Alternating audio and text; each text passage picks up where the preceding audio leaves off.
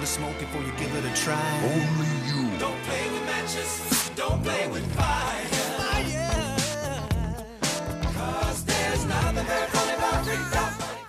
Most people have heard of Smokey the Bear, and some even regard him as a hero.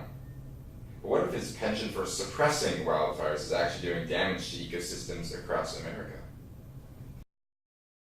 Before Europeans began colonizing North America, many Native American groups would burn the understories of forests and grasses of their prairies to encourage the growth of berry-bearing shrubs and to create habitat for some game species.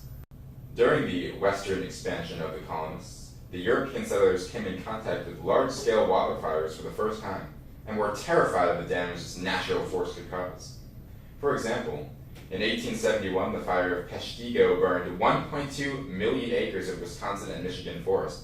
That's almost 2,000 square miles, or more than double the area of Rhode Island. Known to be the most deadly fire in American history, this uncontrolled burn killed between 1,500 and 2,500 people.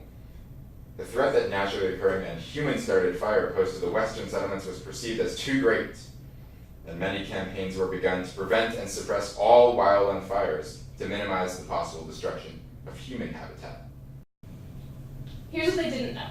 Many grassland and forest ecosystems of the western United States are adapted to periodic fire. In fact, they readily catch on fire without any human intervention. They're usually so dry that just a few weeks without rain can dry them to the point that just one well-placed lightning strike can set the whole prairie ablaze. They also didn't know that these disturbances are actually part of a critical process called succession. Ecological succession is the process by which an ecosystem structure shifts over a relatively short period of time, somewhere in the range of 25 to 100 years from start to finish.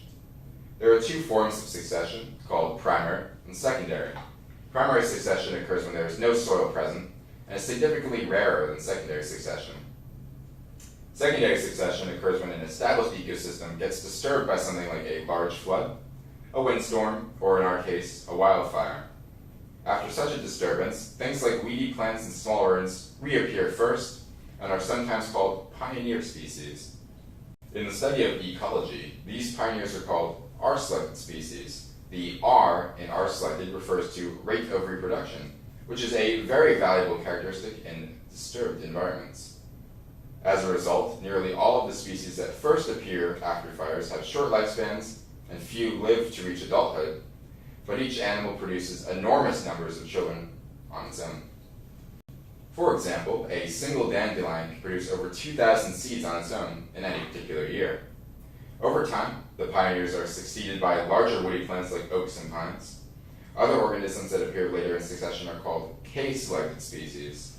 These plants and animals tend to have much longer lifespans, grow to much greater size, and produce far fewer offspring. Given enough time without disturbance, K-selected species will typically outcompete their R-selected counterparts and dominate the ecosystem structure. This raises the question, if preventing wildfires stops the process of disturbance and succession, what are the consequences on the ecosystem, if any?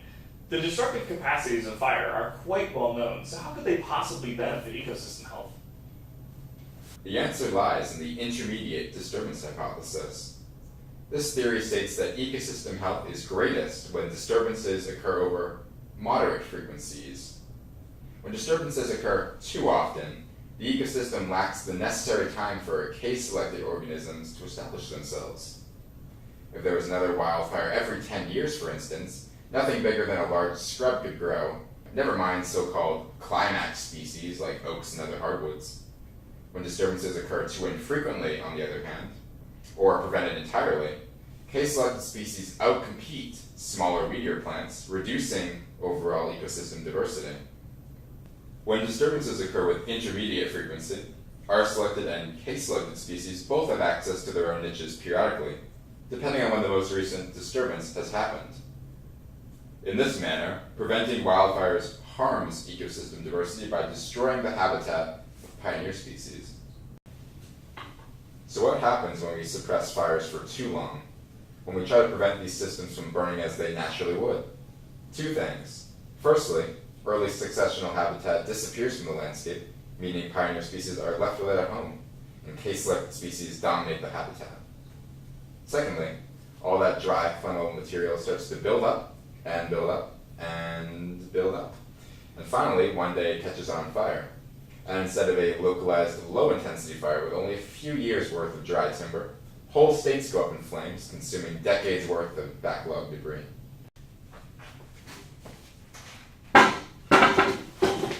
So when we suppress wildfire, we are often doing much more harm than good. Sure, our houses and cities don't burn down, but our ecosystems suffer, and we're putting ourselves in long-term danger. So Smokey is right that it's our job to make sure fires don't start in places where they're not supposed to.